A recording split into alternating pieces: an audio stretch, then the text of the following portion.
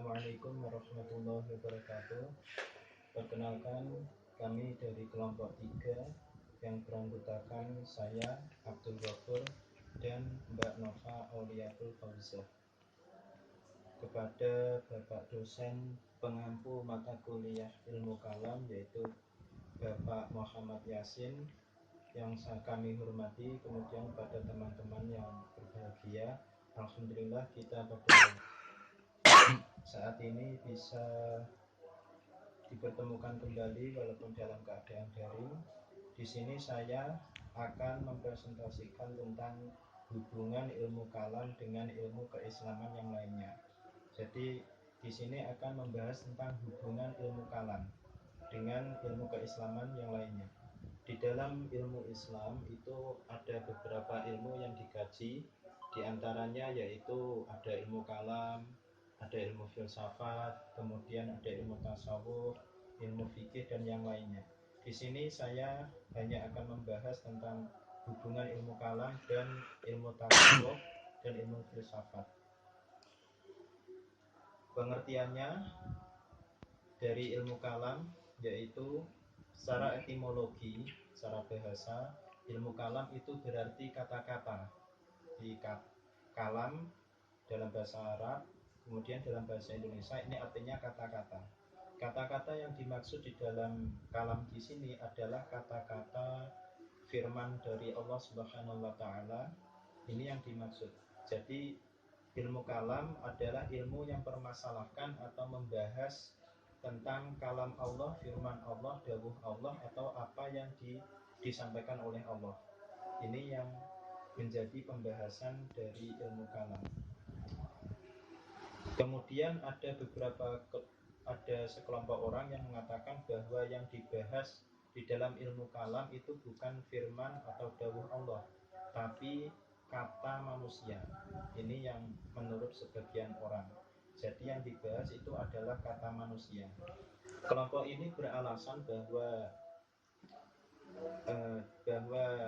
setiap orang itu kan ketika bermujadalah atau bersilat lidah itu mempertahankan persepsi masing-masing.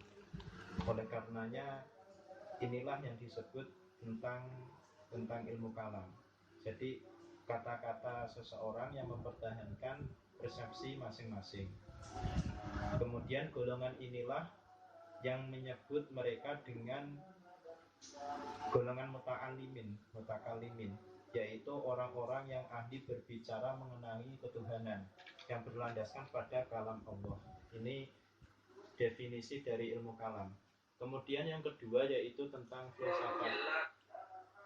Filsafat berasal dari bahasa Yunani. Ini terdiri dari dua kata. Yang pertama yaitu philos dan yang kedua yaitu sophia. Philos mempunyai arti yaitu mencintai. Kemudian sophia ini mempunyai arti yaitu kebijaksanaan. Kemudian dari kedua kata ini digabung menjadi satu, yang secara ringkasnya itu maksudnya adalah mencintai kebijaksanaan. Jadi diharapkan seseorang bila mempelajari tentang ilmu filsafat ini, dia itu akan menjadi orang yang bijaksana. Jadi ketika menghadapi suatu persoalan, masalah dalam kehidupan, dia itu akan bersikap bijaksana. Ini tentang ilmu filsafat. Kemudian yang ketiga yaitu ilmu tasawuf. Ilmu tasawuf ini berasal dari kata sofa, jadi berasal dari kata bahasa Arab yaitu lafadz sofa. Lafadz sofa sendiri itu terdiri dari empat kata, 4 lafadz, yaitu shod, fa, alif, dan hamzah. Artinya yaitu suci, jernih atau bersih.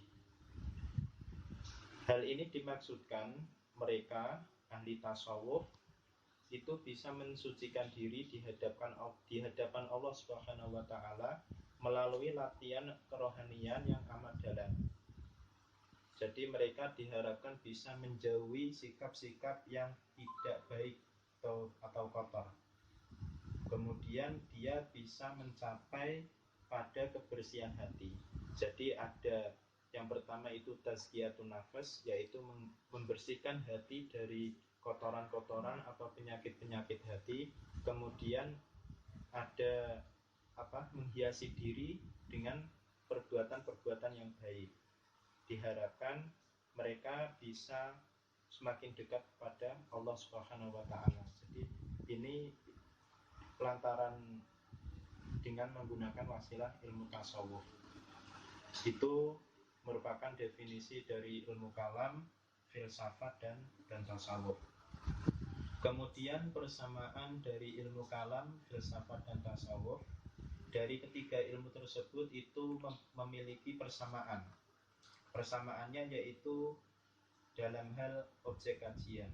Jadi objek kajian dari ilmu kalam, filsafat dan tasawuf itu sama, yaitu ketiganya yaitu membahas tentang masalah Tuhan. Ini yang menjadi objek dari kajian ilmu filsafat, ilmu kalam dan tasawuf. Ilmu kalam sendiri itu membahas tentang ketuhanan dan segala sesuatu yang berkaitan dengannya. Jadi masalah ilah ketuhanan, wa ma yata'allaqu bih, dan segala sesuatu yang berkaitan dengan Tuhan. Contohnya yaitu tentang sifat wajib bagi Tuhan, ada sifat jaiz, ada sifat muhal. Itu wa ma yata'allaqu bih. Jadi membahas tentang ketuhanan, baik itu sifat atau yang lainnya. Ini objek kajian dari ilmu kalam. Kemudian ada ilmu filsafat. Ilmu filsafat ini juga membahas tentang ketuhanan. Selain membahas tentang ketuhanan, juga membahas masalah alam dan juga manusia dan segala sesuatu yang ada. Jadi filsafat itu lebih membahas tentang hal tersebut. Objek kajiannya yang dikaji dalam filsafat semua itu. Kemudian objek kajian tasawuf itu juga membahas tentang Tuhan, yakni upaya atau usaha-usaha yang dilakukan oleh seorang hamba untuk mendekatkan diri kepada Sang Tuhan. Ini upaya yang dilakukan itu dengan menggunakan ilmu tasawuf. Jadi dari ketiga ilmu tersebut itu aspek objeknya itu sama, yaitu masalah ketuhanan. Ini tentang persamaan. Kemudian ada perbedaan di dalam ilmu kalam, filsafat dan tasawuf. Nanti perbedaan ilmu kalam, filsafat dan tasawuf akan dijelaskan oleh Mbak Nova. Demikian presentasi dari saya. Bila ada kekurangannya dari saya minta maaf. Wabillahi taufiq wal hidayah. Wassalamualaikum warahmatullahi wabarakatuh.